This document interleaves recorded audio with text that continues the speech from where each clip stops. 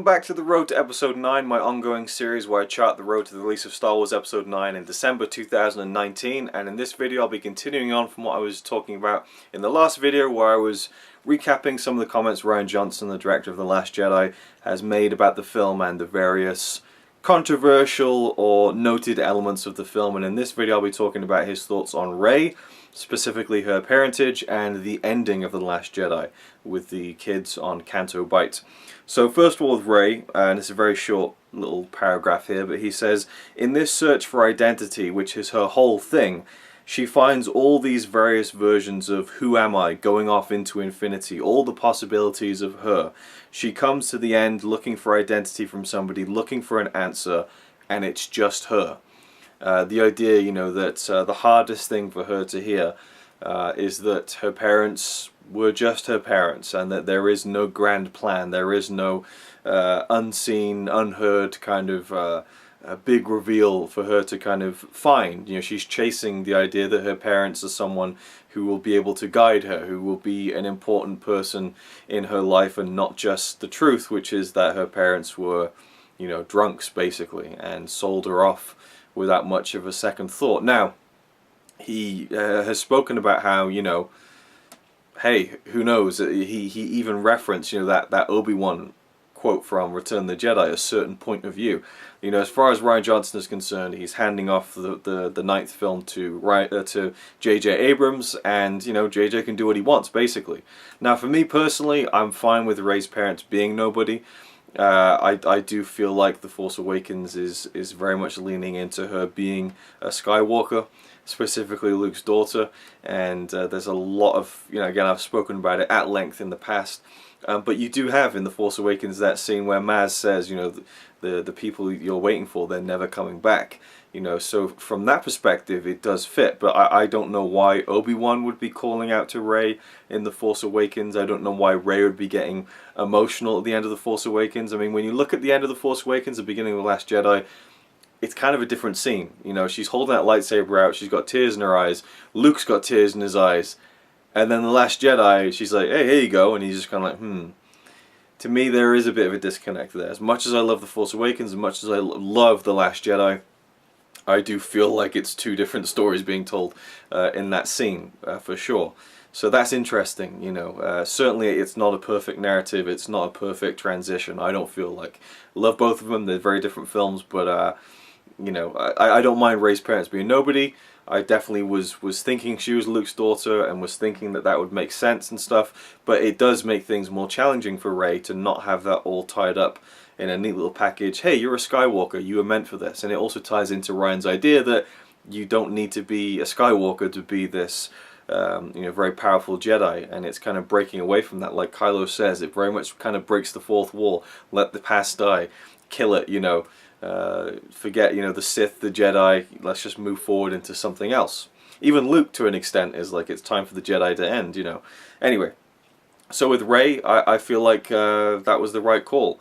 My heart was pounding out my chest when I first saw that scene in the cave where she's looking for her parents, but, you know, ultimately it is the hardest thing for her to hear, and I do think that works and makes sense for her character moving forward, and also kind of frees her up a little bit of the weight of kind of fulfilling the Skywalker legacy. And I want to make another video about the Skywalker legacy and how we might see the end of the Skywalker bloodline in Episode 9 and what that could mean for the future of Star Wars.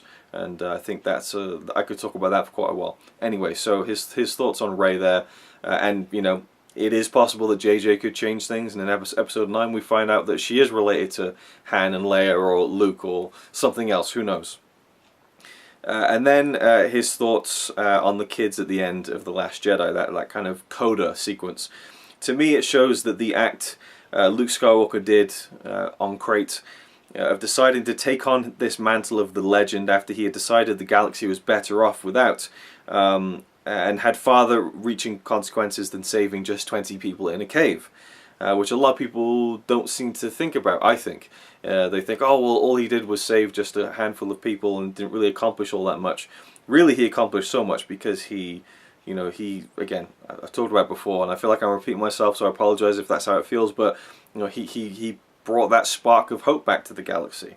And that's what makes it so perfect to me, is that he was that kid who was the new hope, and he brought that hope back to the galaxy, and then, you know, he kind of fucked up. And in his last act of his mortal physical life, he ignited that hope back into the galaxy. So we have a very interesting cycle of Luke Skywalker's story. Ryan continues to say, now the legend of Luke Skywalker is spreading, hope is reignited in the galaxy. I couldn't think of a more evocative image of hope than a kid who is playing, literally, with his Luke Skywalker action figure and being inspired by that to grow up and have an adventure and fight the good fight. So another thing I saw people say as soon as The Last Jedi came out was, oh, this kid at the end of The Last Jedi is clearly what Rian Johnson set up for his new trilogy. No, that's not what it is. His new trilogy, the idea of it is that it's completely separate, you know, from the Skywalker saga and all that kind of stuff. Where he goes with it, whether it's in the past or the future, who knows, but it isn't a cheap tie-in. It's merely, and even the episode 9, it's not like this kid is going to be the central figure of episode 9, or even a character in episode 9. He's just an example of the Force is still out there. It's not exclusive to the Jedi. It's not this special thing that only a few people have. It's something that is within everyone to a certain degree. Because he could pull a broom to his hand with the Force doesn't mean he's going to be the next Luke Skywalker. It's just that idea that the Force is in everything.